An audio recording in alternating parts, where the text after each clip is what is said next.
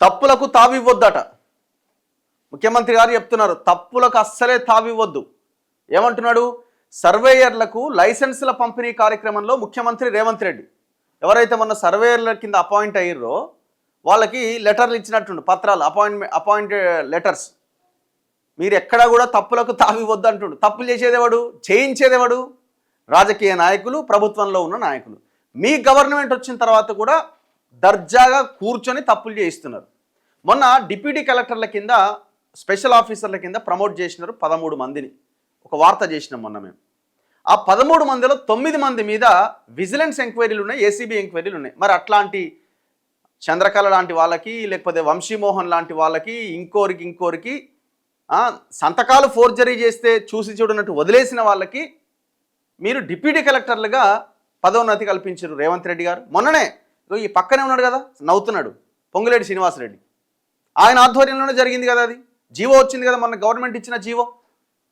ఇప్పుడు మీరు సర్వేయర్లకు చెప్తున్నారు తప్పులకు తావివ్వద్దని. అసలు ఆ సర్వేయర్లతో తప్పుడు పనులు చేయించేది ఎవరు?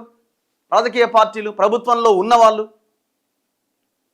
వెరీ సింపుల్ కదా. ఇక్కడ ఇదేమో రాకెట్ సైన్స్ కూడా ఏం కాదు. ఏకంగా తెలంగాణ వచ్చిన తర్వాత దౌర్భాగ్యం ఏంటంటే సంతకాలు కూడా ఫోర్జరీ చేసి మొత్తం ఫేక్ డాక్యుమెంట్స్ క్రియేట్ చేసిరు. ఆధార్ కార్డుల ముఠా ఉన్న తెలంగాణలో, అంటే ఆధార్ కార్డు లేకపోయినా ఆధార్ కార్డు తయారు చేస్తారు. ఇంకా భయంకరం ఎట్లుంటుందంటే మనిషి చచ్చిపోతాడు, మనిషి ఎప్పుడో చచ్చిపోతాడు, వాడు మాకు భూములు రాసిచ్చిండని చెప్పి ఫేక్ వీల్ డీడ్లు రాసుకొని వీళ్ళే మొత్తం ఎకరాలకు ఎకరాలు కొట్టేస్తారు.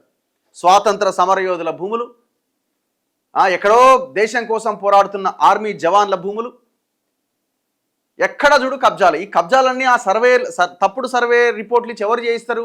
గవర్నమెంట్ చేయిస్తాయి. మనం ఎన్నో వాస్తవాల్ని బయటికి తీసినాం కదా.